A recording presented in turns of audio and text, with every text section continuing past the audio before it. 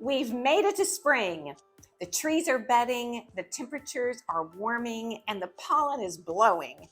Year after year, the spring season jolts awake the housing market, and we're starting to see more activity compared to the winter months we just put behind us. So, what's the outlook for real estate in North Metro Atlanta? We're well into April, which means March numbers have been tabulated. I pull all my stats from Georgia MLS for Gwinnett, Hall, Forsyth, and North Fulton counties so we can look at year-over-year trends impacting the housing market. Well, interestingly enough, in looking at our year-over-year numbers, the average sales price really hadn't changed hardly at all. Where we see the biggest change is in our number of new listings hitting the market, down 18%, and the number of actives listings on the market is a little higher. Look at that drop in the pendings year over year. Quite a drop. I think it really reflects the fact that March was a super hot time in 2022. And this year, we've really seen the impact of the low inventory and the rising, the interest rates that already went up. So, it's not that surprising that year over year, we were down about 20% in actual closings. And no surprise to anybody, our days on market have more than doubled. 19 in March of 2022 to 45 at this most recent month. Now, I think it's really a little bit more helpful to consider our month-to-month trends from February of 2023 to most recent March.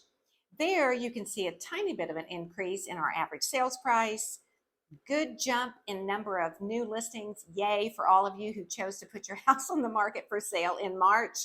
And then we've got a tiny bit of an increase in your active listings and pending listings. The number of closings increased a lot.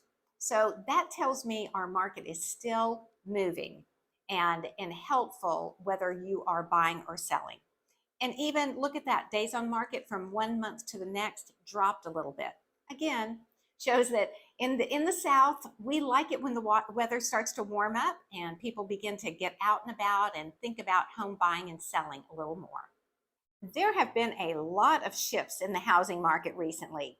Maybe you felt it yourself or seen it in the news, including rising mortgage rates and a peak in home prices. However, the demand for houses continues to be high in the metro Atlanta area. So what does this mean for home buyers and sellers here?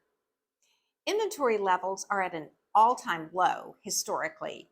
This lack of available homes on the market is putting upward pressure on prices, which means sellers are still getting top dollar for their homes overall. If you're a seller in North Metro Atlanta, you're in a great position right now. With plenty of equity and low inventory, you can still expect to get a good price for your home, although you likely will need to factor in some concessions for the buyers. And with many homeowners locked into low mortgage rates, that equity cushion isn't going anywhere soon. But what about buyers?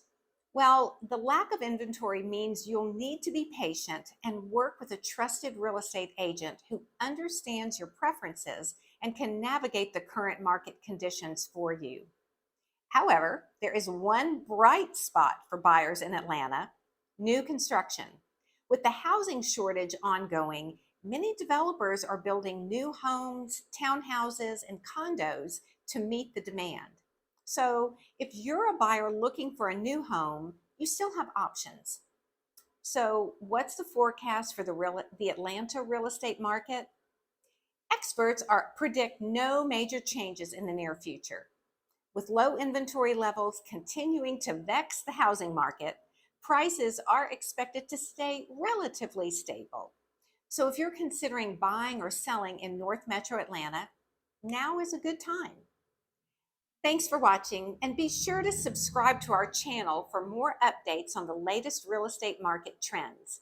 I'm Cindy Bunch with the Bunch team at Keller Williams, and we want to set you up for home buying and selling success.